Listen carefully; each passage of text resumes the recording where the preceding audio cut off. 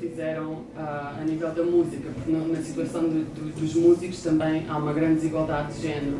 Nas orquestras de música clássica acho que temos valores parecidos, são 80% homens, 20% mulheres, ou até menos, agora não tenho os dados, não me lembro, mas uma disparidade muito grande.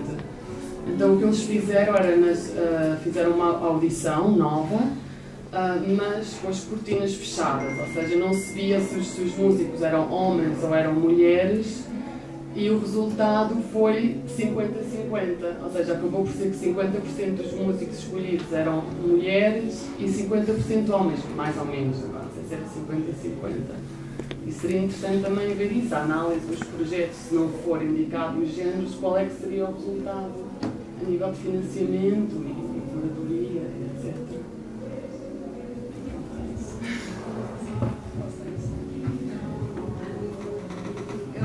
Eu queria até complementar que eu fiquei devendo aqui para vocês.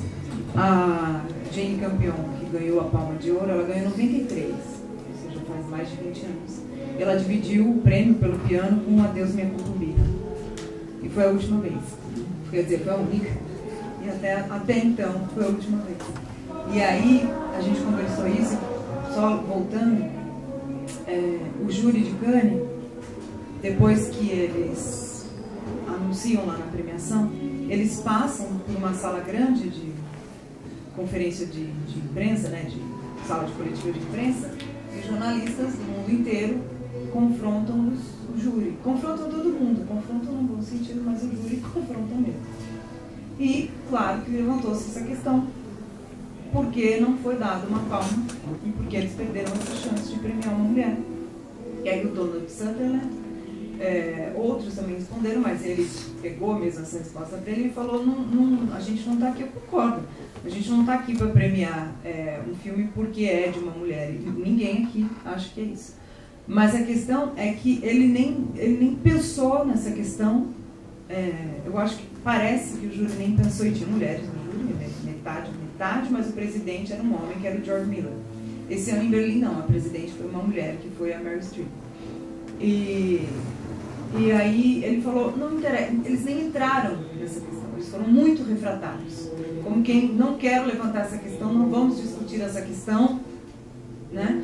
E aí, não é porque não é o filme que a gente achou melhor, essa questão não é uma questão. É isso. E a plateia ficou, que era composta de homens e mulheres, ficou um pouco frustrada, porque a gente queria discutir sim essa questão, tanto que a imprensa discutiu. Eu tenho colegas homens, ingleses, franceses, de outros países que escreveram sobre isso, não é uma questão só porque é feminina das jornalistas em si ou das críticas, mas eu acho que discutir isso também é um ato que a gente abre essa questão. E aí o prêmio do júri, que é como se fosse um terceiro, né? A medalha de ouro é a Palma de Ouro, que foi para Ken Loach. O grande prêmio também foi para um homem, o Xavier Dolan. E o prêmio do júri, que é o terceiro lugar, a medalha de bronze, foi para Andrea Arnaud, que é uma mulher, que fez Fish Tank, não sei se vocês assistiram aqui, e fez agora esse filme que chama American Man, que é uma protagonista, uma menina que viaja pelos Estados Unidos inteiro com uma trupe, e tem muitas questões sobre ela ali como mulher se afirmando. Uma menina não, uma jovem. E a câmera d'Or foi para uma diretora também, franco-marroquina, a Uda. Ela chama Uda Benena, né? Eu já tive o sobrenome dela. Mas foi isso. E o prêmio da crítica, já, porque existe o prêmio da crítica, que é a FIPRESS, que é a Federação Internacional de Críticos de Arte, cada ano tem uma representatividade. Tem também no Rio o prêmio da FIPRESS aqui, né? O Festival do Brasil que tem esse prêmio é no Rio. Aqui tem o prêmio da Abracine, por exemplo, que é a Associação Brasileira de Críticos. A FIPRESS deu para esse filme, né?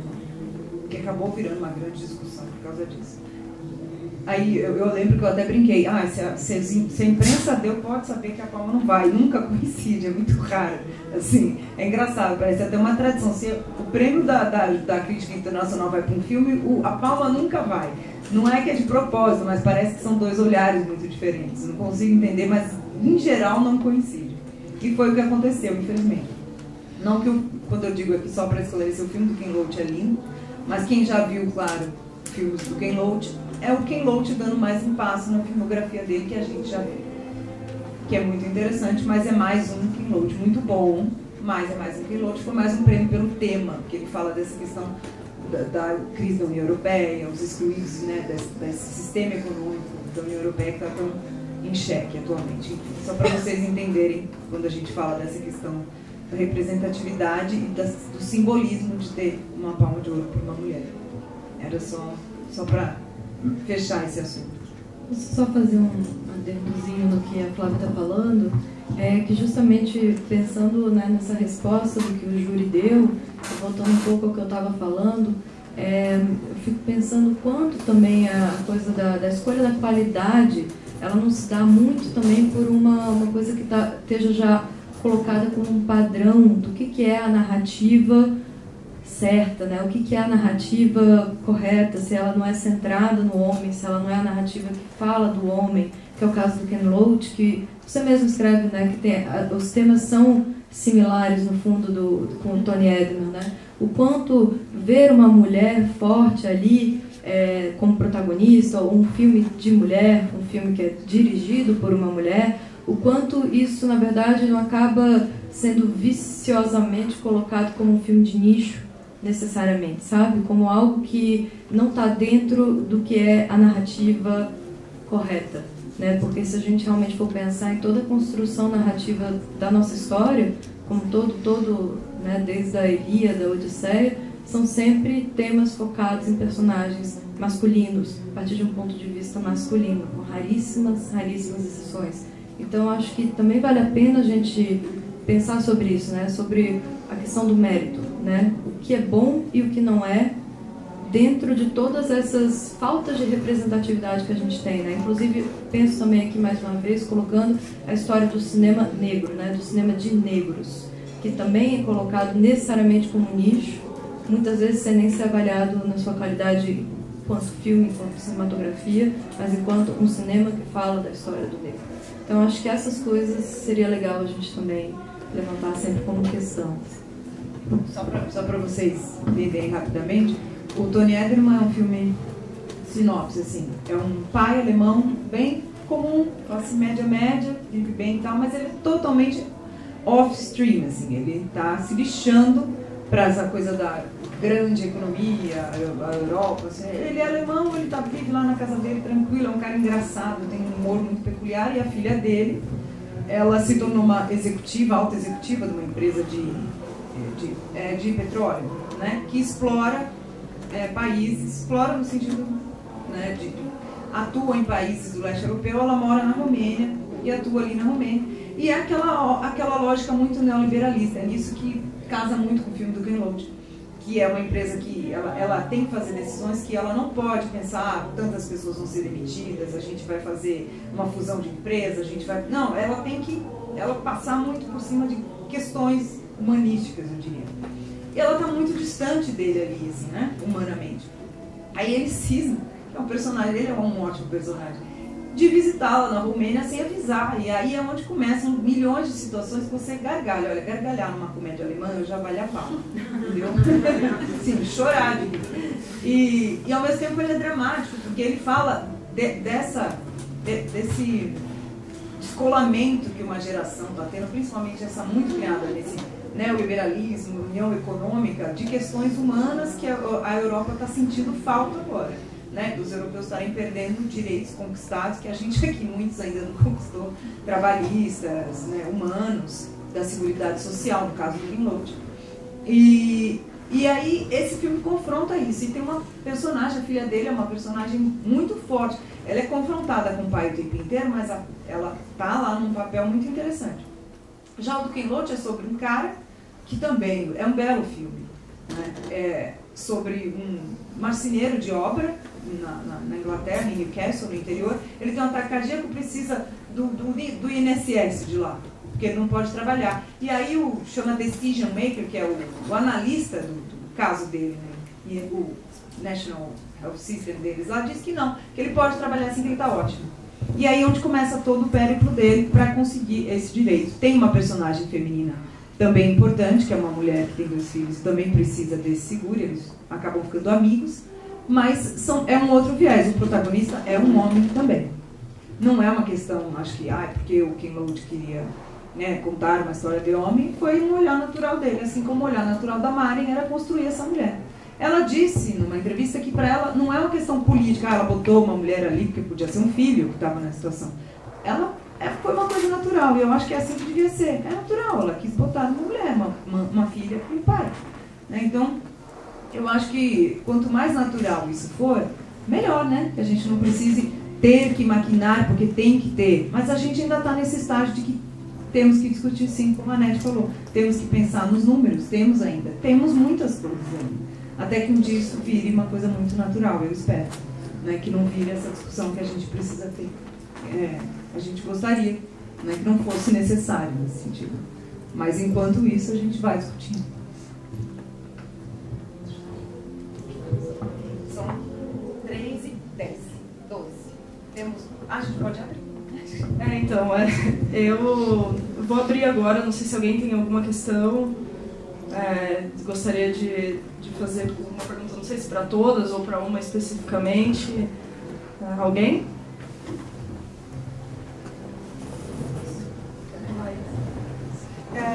Bom, eu sou Laís Melo, eu sou de Curitiba, sou da GESP de Cinema, uma produtora bem recente.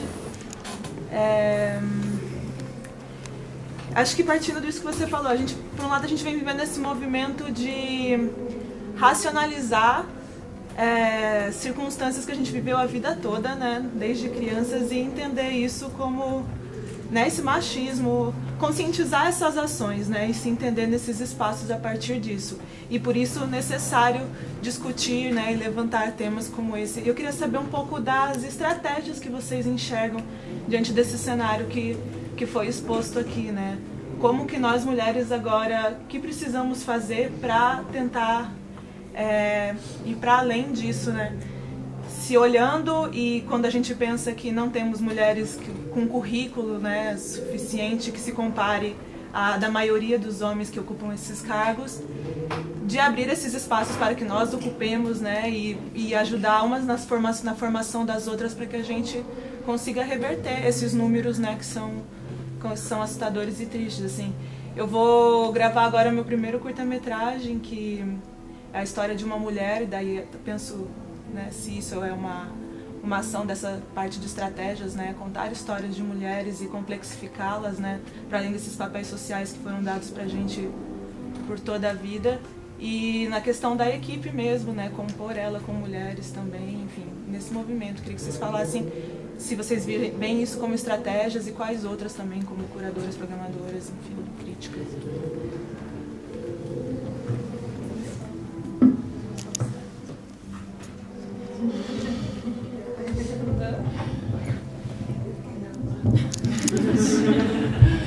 Não, eu acho que a questão da educação é muito importante, mas não só o acesso às escolas de cinema, mas também uma educação cinematográfica no geral, na escolaridade geral, também para criar mais informação e ter mais acesso ao cinema em geral. Não sei se aqui no Brasil há cursos de cinema ou o cinema está integrado na escolaridade ou não.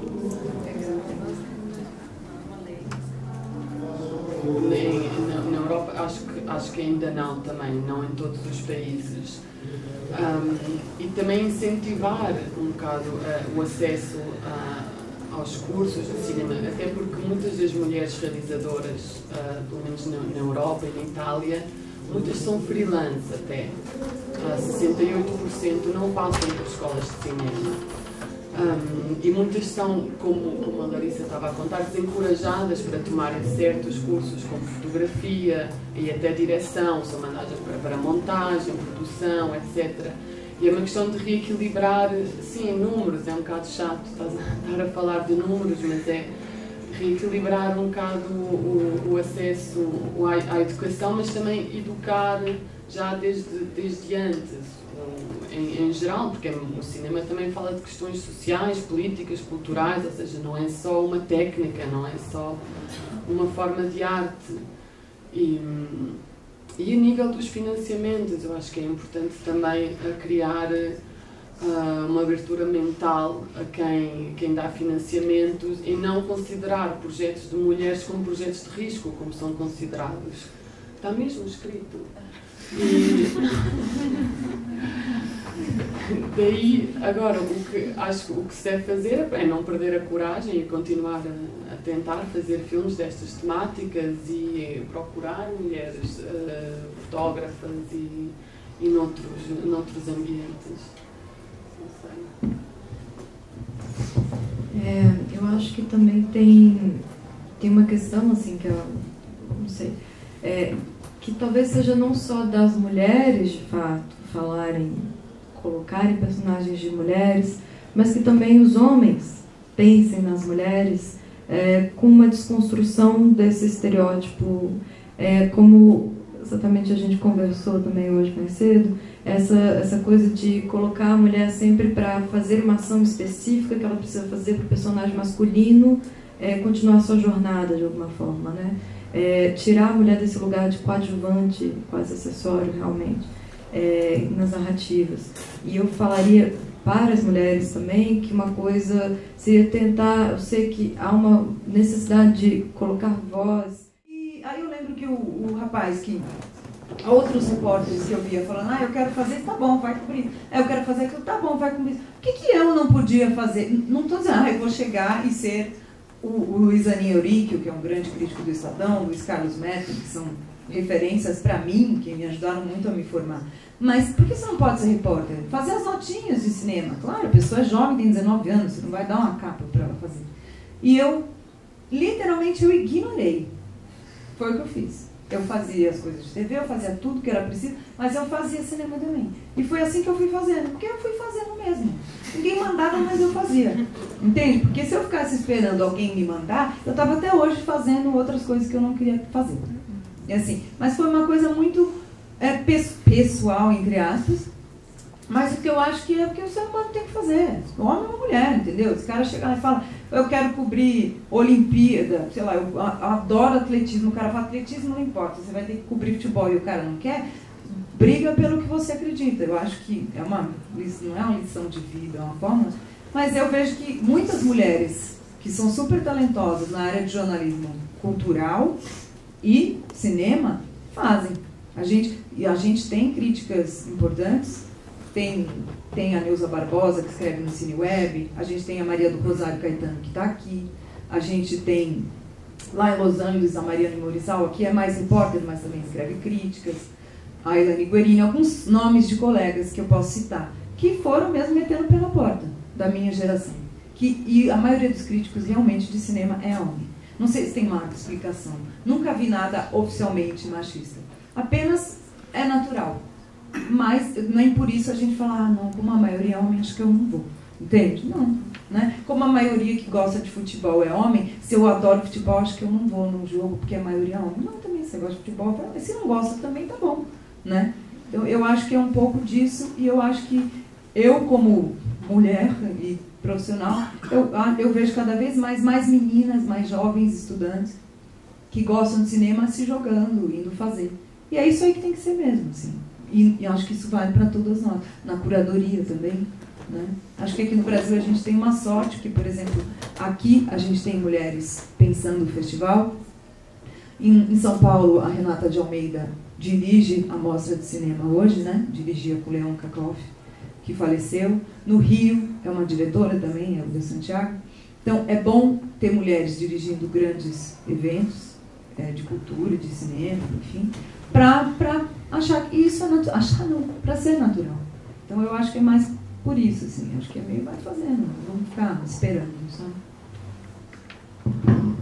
Eu queria só complementar um pouquinho essa pergunta da Laís, porque eu fiquei também pensando muita coisa. Eu acho que a maneira da gente, o que fazer de prático assim para combater isso, para confrontar isso, essa pergunta acabou me lembrando de um episódio. Eu fui convidada para ser jurada em um festival no Acre, Pachamama, e os convidados ali do festival estava bem equilibrado o número entre homens e mulheres.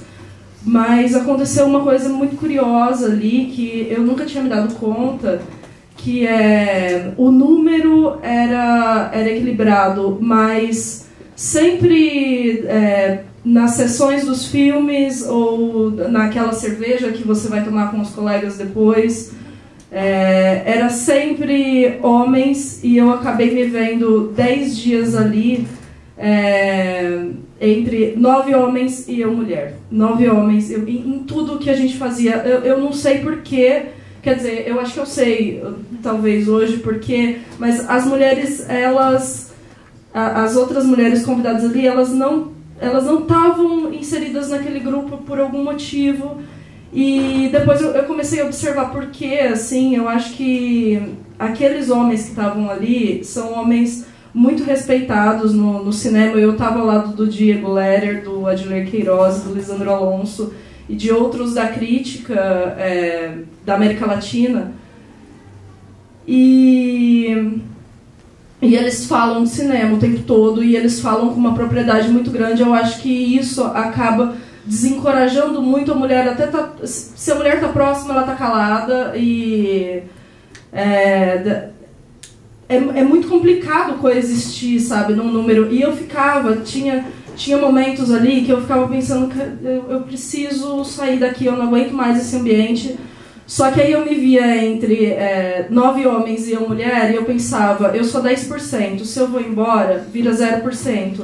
Eu preciso ficar, então, e eu preciso ficar, e eu preciso emitir minha opinião, independente se eu acho que ela é menos convicta do que a deles, na hora de emitir uma opinião sobre um filme. E eu acho que isso tem muito a ver com o desencorajamento que a mulher passa por se expressar intelectualmente.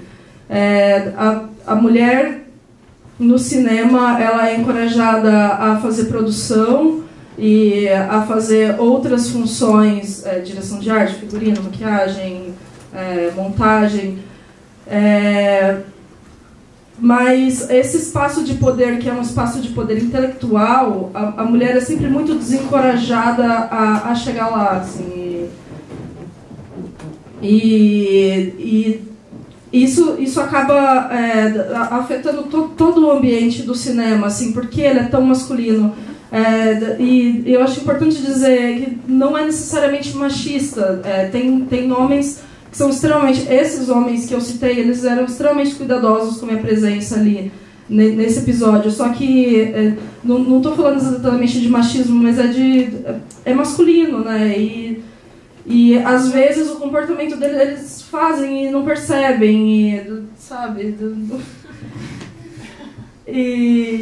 Mas acho que é isso, assim, eu acho que tem que rolar um encorajamento maior de mulheres se expressando intelectualmente e de resistência, assim, de se colocar, mesmo que não haja a certeza do que a mulher está falando, sabe? Que ela... esse espaço, que é o espaço intelectual, que é onde o cinema é legitimado ou deslegitimado, tem que ser ocupado pela voz da mulher também. Bom, enfim, é isso que eu queria complementar. Eu não sei que horas são. Falta meia hora. Então tá. Só um comentário bem breve, assim, que antes de vir eu estava conversando com o Bruno, né, e o meu marido, e estava falando, contando para ele o que eu pensei em falar e tal. E aí ele falou, cara, não tinha me dado conta, mas como ele também está fazendo parte da ocupação, e na ocupação está sempre tendo mesas, assim, né, tipo, negros, questão de gênero e tal. E aí você fica ouvindo constantemente essas outras vozes que a gente não ouve, né?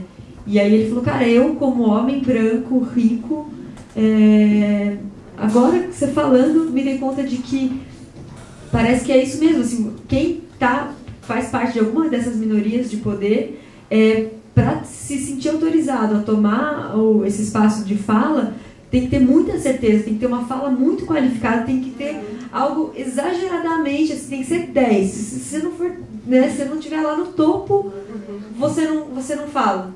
Enquanto que alguém que naturalmente já está nesse lugar de legitimidade, como ele, se sente completamente à vontade para falar qualquer besteira e tá tudo bem. Porque, ele se dando conta disso, assim, cara, que lugar é esse que eu tô, que eu me sinto autorizada a falar, e olha que lugar que você tá, que você tem essa dificuldade, assim, né? E eu estava no laboratório de cinema e eram 3 consultores homens, assim, e eu via muito isso, assim, depois das conversas, eu não estava exatamente, não fazia tanto parte, assim, né? Então eu ficava só ouvindo, e aquele tom, assim, masculino, gente, cadê essas mulheres? Já eram minorias em quantidade, e em espaço de fala, nossa, era impressionante, e aí chega nesses números, assim, tipo, já era 70%, 30%, em espaço de fala era 90% e 10%, e a fala era um comentário do assunto que estava sendo proposto por um homem. Um filme que ele viu, um comentário que ele viu, eu também acho. Falando assim, não acho. E eu fiquei pensando, e eu não consegui fazer diferente, assim, né? Então, realmente, foi muito difícil, mas acho que é isso, a gente vai percebendo e tentando mudar, assim, né? Mas a gente começa com essa defasagem, né, de legitimidade. Silêncio. Eu queria só falar uma coisa também com relação ao que a Marisa estava pontuando aqui, essa coisa também da cinefilia, da mulher, né, dar essa sua opinião através da cinefilia. Eu acho que tem uma questão também, que me lembro agora um filme que a gente viu juntos aí por acaso, é que tem muitos filmes da história do cinema que, de fato, eu acho que a mulher ela vai acabar não querendo falar com eles com propriedade. Porque muitos desses filmes, às vezes, enfim, tem muitas questões narrativas e cinematográficas muito fortes, mas em detrimento de um papel da mulher dentro desses filmes, né? Do personagem feminino dentro desses filmes. E não são raras essas obras, né? Então, eu acho que muitas vezes acontece isso também. Os homens vão falar com entusiasmo de certos filmes importantes para a história do cinema, dos quais não necessariamente a gente vai ter esse entusiasmo, porque, primeiro, não nos sentimos representados por esses filmes, assim. Eu não falo que todos os filmes têm que, imagina, ter representatividade feminina, mas é que tem alguns desses grandes filmes, assim, se eu for aqui falar de todo o western, por exemplo, assim, eu acho que já é muito difícil as mulheres realmente terem um grande, assim, em geral, né, um grande afeto com os westerns, de forma geral, justamente porque é uma cinematografia que, de forma geral, acaba anulando ali, né, o espaço feminino. Então, eu acho que tem isso também. Historicamente, tem essas questões que daí, se eu levanto isso para alguém, olha, mas aqui o western, assim, eu não gosto tanto, putz, não, ela não entende cinema. Deixa para lá, ela não entende cinema. Por que será que, né, esse lugar de debate nunca é colocado? Então, eu acho que isso é uma questão que é importante também, assim, a gente refletir entre a gente também, pensar que não é porque somos menos capazes de fazer uma análise fílmica, mas que às vezes a nossa análise vai muito além, assim. Eu acho que esse também é um processo. O Godard, por exemplo. Eu levei muito tempo para começar a assistir o Godard, porque eu não conseguia, eu ficava muito incomodada. Eu falava, gente, que mulher é? Uma mulher é uma mulher? Não é essa mulher, me desculpa. Eu não conseguia avançar no filme, porque aquela representação da mulher me incomodava tanto, e ao mesmo tempo eu me sentia tão impotente de me posicionar, porque eu pensava, não, mas é o Godard, né? Como que eu não estou gostando do filme do Godard? Eu passei por isso. Ainda mais levantar essa questão numa mesa, né? Essa questão da representatividade, é muito difícil a gente não cair nessas análises tipo, mas não pode levar o cinema para o feminismo, não pode ser panfletária a crítica, né? Não pode ser, claro, também acho, um cinema é um cinema, você analisa um filme, mas você também pode fazer observações, né? Tipo, eu vou levar isso aqui para um exemplo muito extremo, tá? Mas os filmes da Leni Riefenstahl são magníficos na forma, mas a gente não pode ignorar o que eles representavam ali, né? Então, eu acho que quando você faz uma crítica, você tem um filme magnífico na forma e como ele representa a mulher ali. Aí a gente pode fazer essa observação. A mulher nesse filme é absolutamente passiva, sem voz, não sei o que lá. É isso que ele queria contar? Tá bom. Como o próprio western, eu faço comentário, eu apresento os filmes do canal Arte 1, que é o canal de arte da Band, né? E aí, outro dia me caiu na mão o Rastros de Ódio. E aí, era bem isso. Ai, meu Deus, eu não posso falar mal do Rastros de Ódio, eu não posso falar mal de um... Como que eu faço? Assim, por quê? Eu não posso falar mal mesmo, assim, no sentido de, não gosto, assim. Porque Se vocês virem Ácido de Ódio no começo, os 10 primeiros minutos é o John Wayne acabando com os índios. Um escroto de um índio, um apache, não vale nada. Eu não sei. Como é que ele fala assim dos índios? Como é que o cinema deu voz para isso? Como é que o imaginário do cinema americano se criou com base nesse tipo de... Então eu ficava lá procurando alguma coisa para salvar, sabe? E aí depois eu fui ler uma análise, eu achei interessante, que tinha essa história de que ele tem um personagem que faz um contraponto, que é o sobrinho... Não é o sobrinho, não sei se vocês viram, Rastro de Ódio. Mas é um grande filme, gente, juro.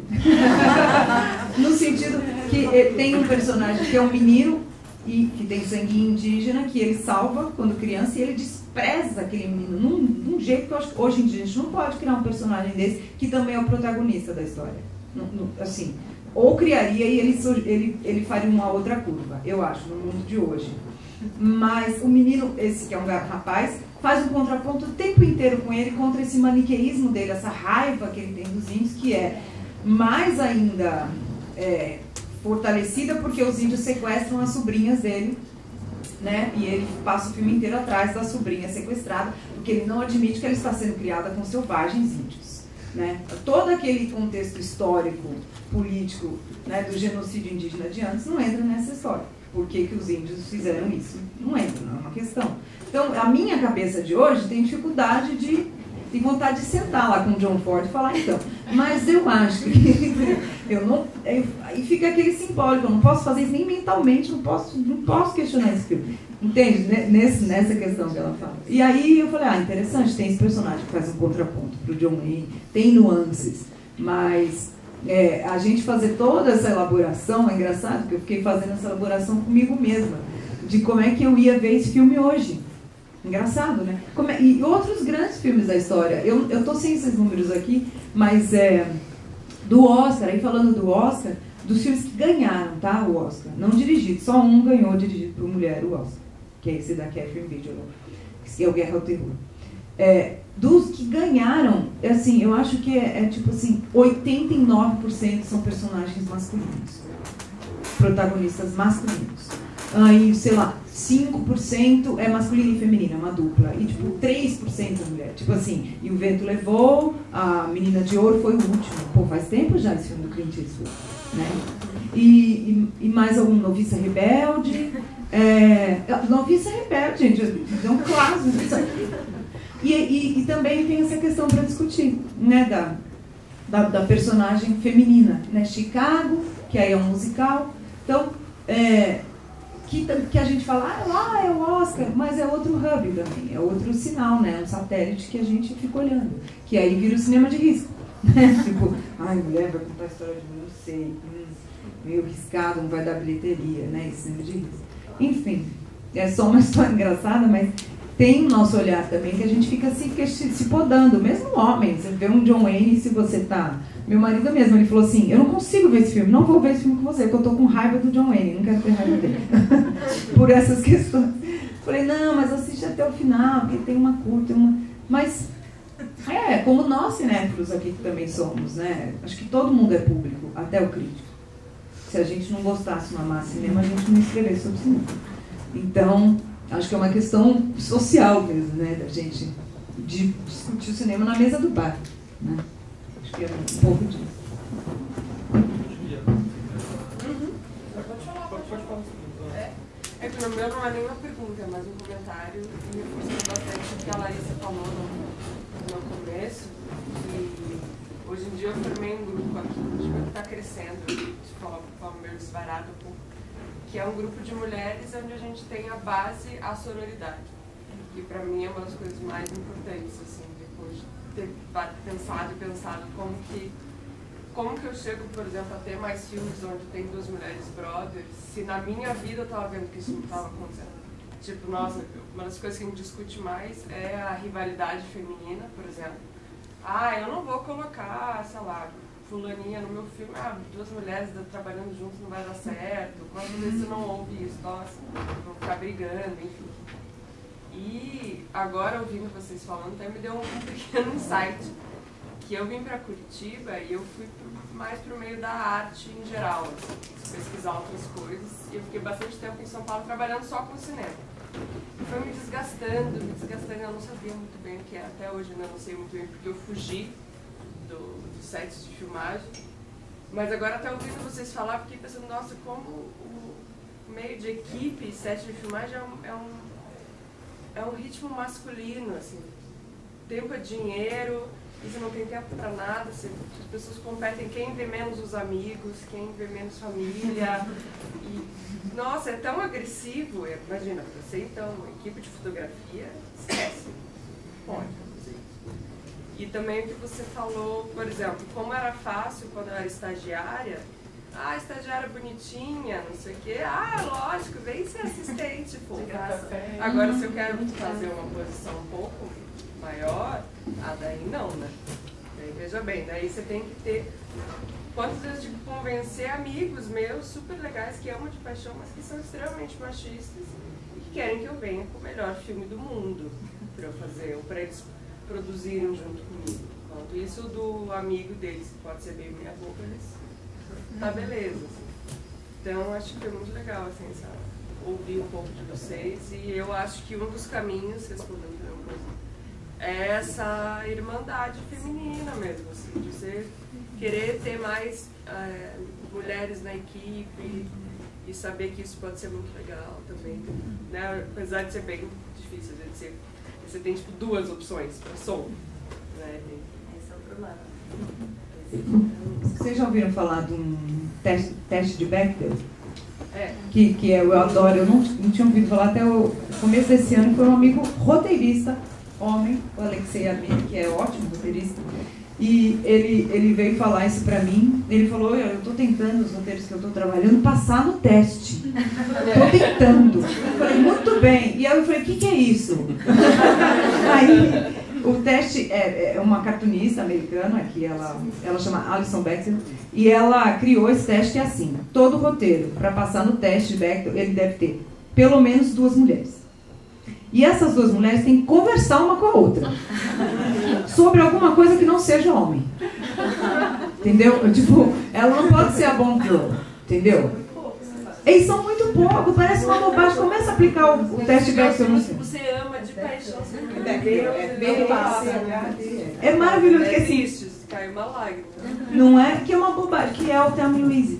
Que assim, parece bobagem, você fala, puxa, Thelma e Louise, mas por que esse filme ficou aqui, ó, aqui na gente, aqui? Porque ele, sem querer, que aí que eu acho que é o mais legal, porque ele não vem com um letreiro, esse é um filme feminista, pela primeira vez, vamos fazer um filme.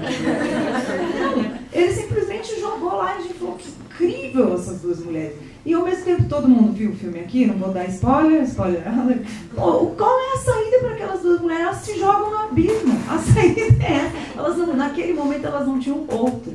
E aquilo ficou, né, muito forte. E até hoje, se a gente mostrar esse filme para as meninas que não viram o filme na época, ele continua tendo esse poder, que é muito legal. Que foi um homem que dirigiu, foi o Tony Scott.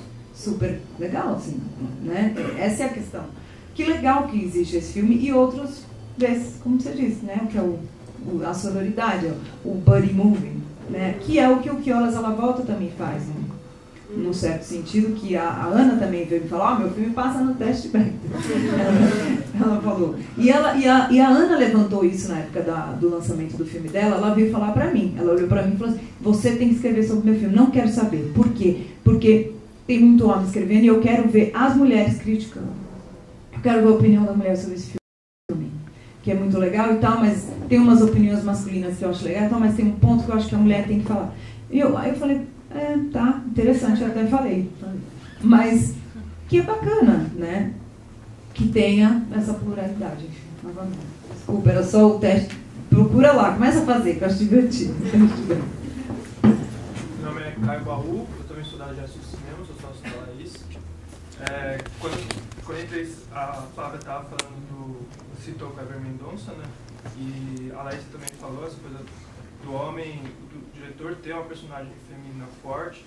E eu tenho meu primeiro roteiro de longa-metragem, tem uma personagem feminina, uma protagonista, uma mulher, uma mãe, que eu comecei a escrever no ano passado, e esse ano, com tudo que está acontecendo, eu passei a me questionar, mas será que é legítimo eu ter essa personagem? Será que não tinha que ser uma mulher que tinha que dirigir isso.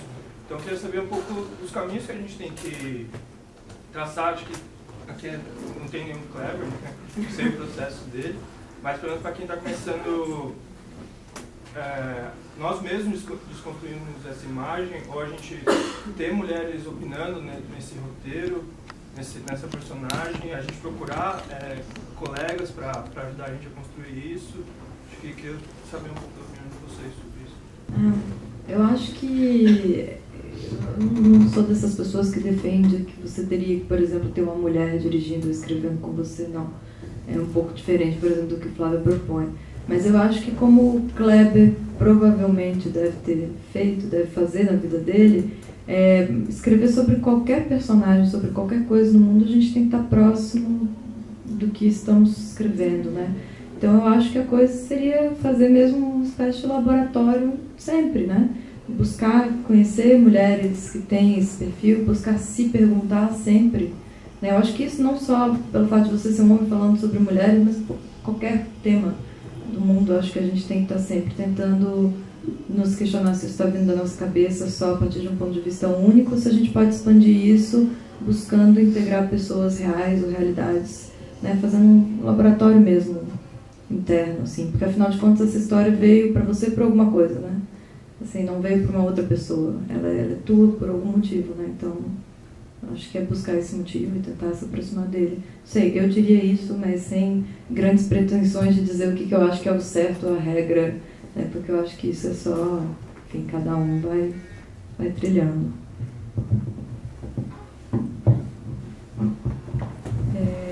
Marcos, que é um amigo que está aí, ele fala dessa coisa dos amigos e dos outros, né, apontarem os nossos pontos cegos.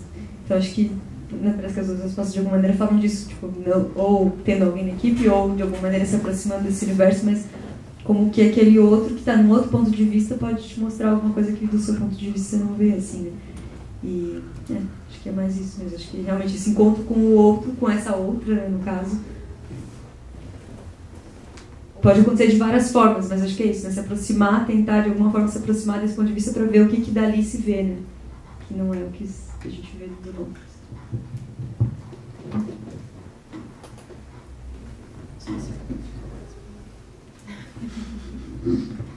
Alguém tem mais alguma pergunta? Nosso tempo deve estar acabando agora, a gente tem 8. Mais alguém? Pergunta, gente. Eu queria fazer até um comentário sobre o que ele disse. Não é uma crítica, eu acho que meio tá natural para todo mundo. Porque ele falou, é uma mulher e é mãe. Acho que se ele falasse que é um homem, ele ia falar, é um advogado, é um médico. Tipo, eu acho que ela seria muito mais que uma mãe, assim.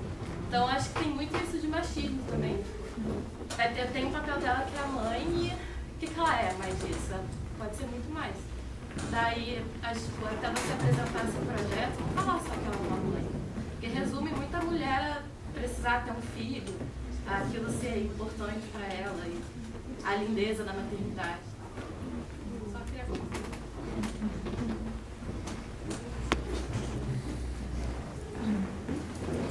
Alguém? Mais alguma pergunta? Ou comentário, que seja, qualquer coisa.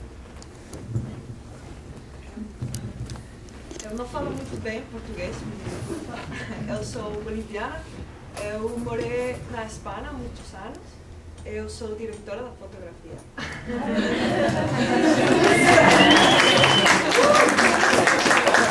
Eu quero agradecer estes espaços porque eu me sinto muito identificada com tudo o que vocês disseram.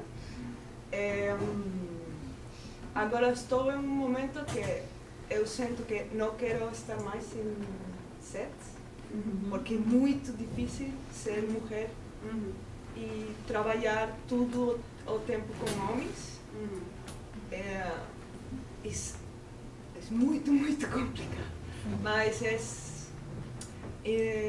estando, ele é meu tradutor. Estando aqui hoje, para mim foi como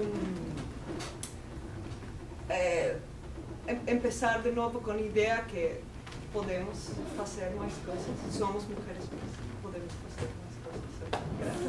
Obrigada.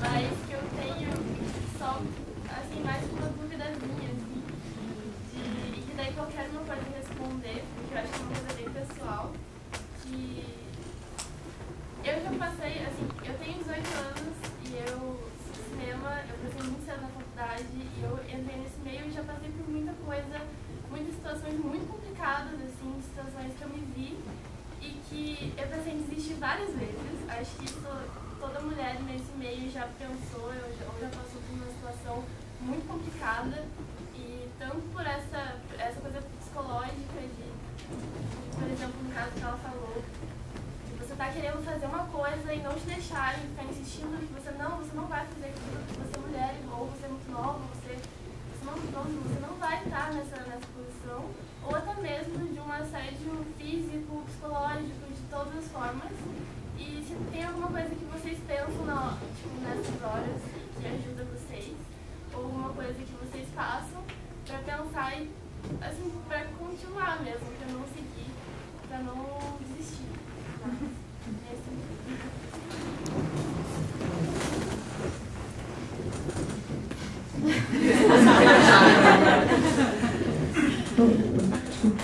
Assim, contar assim, eu estava fazendo a pesquisa do roteiro de longa, fui para Braço do Norte, que é no interior de Santa Catarina, na feira do agronegócio, assim.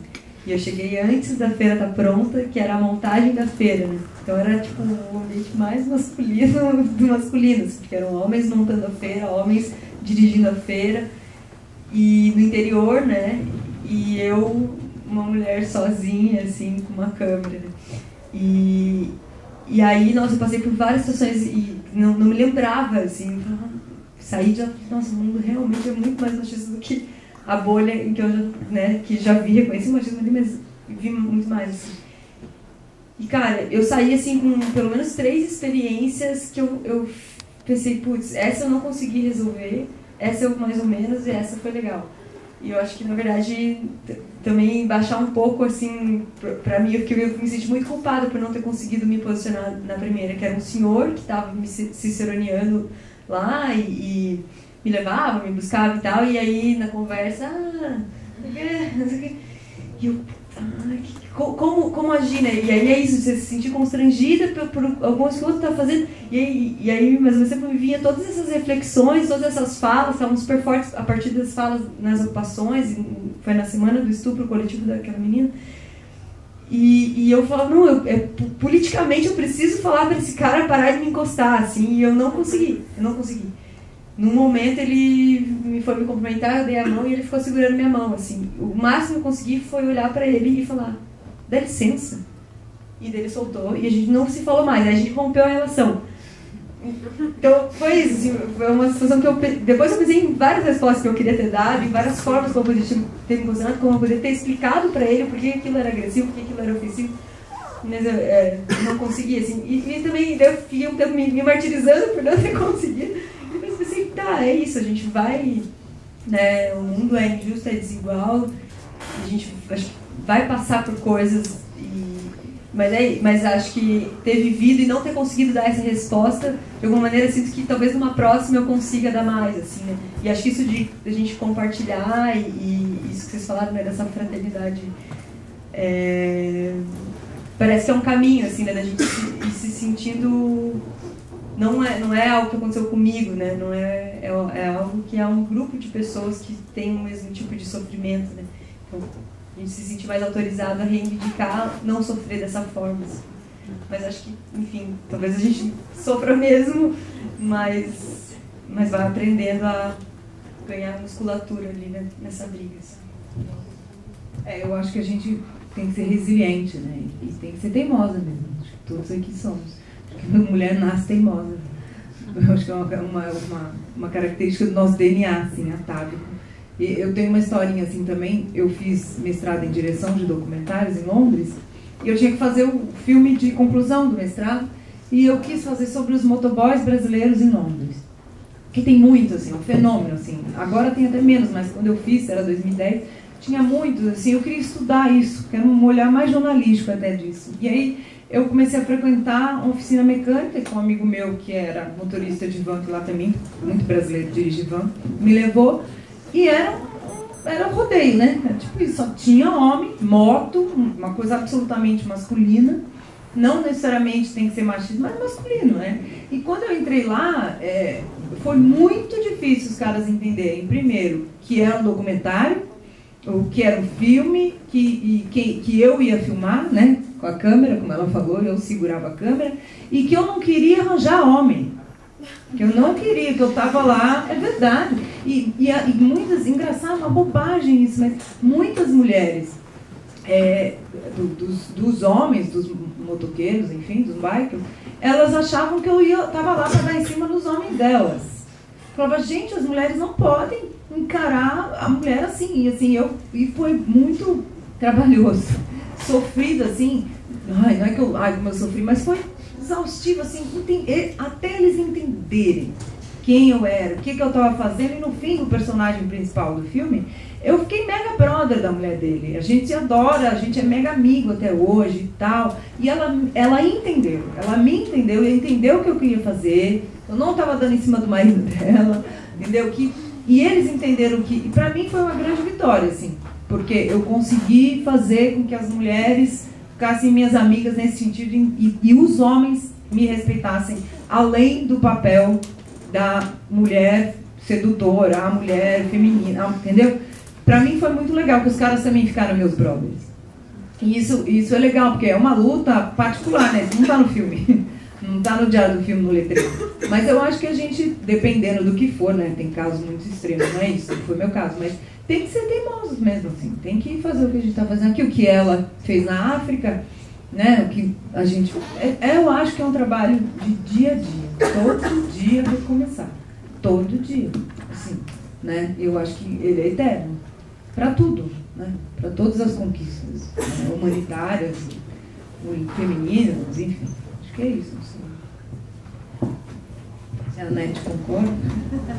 Eu só vou falar que eu acho que é só uma coisa, como a Marisa falou, assim, né? Eu acho que o sentimento, pelo menos, que vem de todas as situações é: se eu sou 10%, se eu sair, fica 0%. Então, a gente fica. Eu acho que é só, talvez, ter um movimento que permeia, eu acho que é isso. Sim, é uma questão de resiliência, resistência, como eu estava a contar antes, o facto de eu ser mesmo chamada literalmente prostituta na brincadeira, e ok, eu não tenho... consigo rir também das piadas politicamente incorretas, mas começa a pesar, mas é uma questão de insistir, também a insistência de não ficar sempre a fazer só guest office, ser sempre só a cara bonita do festival, mas querer fazer conteúdo, é uma questão de insistir e também de conseguir responder, ou pelo menos se calhar não à primeira, como eu também não conseguia à primeira, à segunda também não, à terceira também comecei a insultar, às vezes tem de ser na mesma moeda, porque senão também tive muitas ocasiões em que eu queria desistir, ou também que as pessoas me viam como, mas tu queres ser atriz, tu queres estar à frente da câmara. Não, não é só a imagem, também há algo mais por detrás, mas é insistir.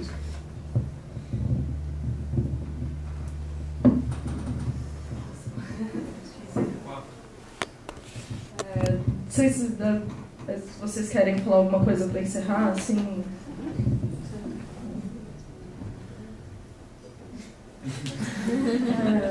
Eu acho que já respondi a pergunta dela em outro momento, que você agora falou sobre isso de novo. Eu acho que é existir mesmo, você fazer sempre o exercício de, se você está numa situação dessa, você pensa, se eu saio, a porcentagem vai diminuir, a representatividade vai diminuir, então tem que continuar e tem que encontrar formas de estar ali sem se violentar também, né? Não se colocar no lugar só para apanhar e ficar fazendo uma tortura psicológica, tortura mental, assim, do negócio, porque às vezes a gente se coloca nos lugares também que não é necessário estar, mas a gente tem que encontrar maneiras, assim, se conhecer o suficiente para saber os nossos limites, mas é resistir sempre, né? Não tem... Desistir é péssima ideia, péssima ideia. Bom, eu só queria concluir, então, que agora o nosso horário já deu. A gente falou muito sobre o perfil de personagem, a trajetória do personagem, a questão narrativa, e eu queria propor aqui um exercício, aproveitar que a gente tem 60 filmes ainda para se ver no festival até o dia 16. Prestar atenção nessas questões, mas também prestar atenção em como a câmera filma uma mulher, como a câmera filma um homem, ou ir para além disso em relação às minorias, como a câmera filma um negro, como a câmera filma um índio, um branco. Tem uma diversidade absurda de filmes e de temas sendo explorados, e inclusive nos filmes que passam, por exemplo, nesse teste,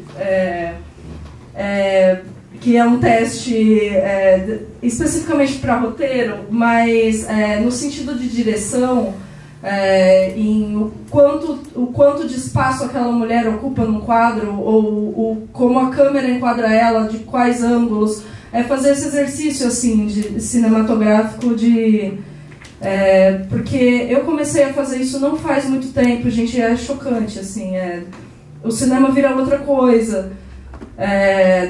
Se você tem, indo para casos extremos, assim, uma cena de sexo, é absurdo a diferença, existe um abismo entre a forma de filmar um corpo de um homem numa cena de sexo, a forma de filmar o corpo de uma mulher, e isso tá meio que no inconsciente coletivo, não é só porque é um homem que está filmando, uma mulher dirigindo também comete alguns vícios de linguagem, cinema, linguagem audiovisual, que é muito problemático, e isso só vai perpetuando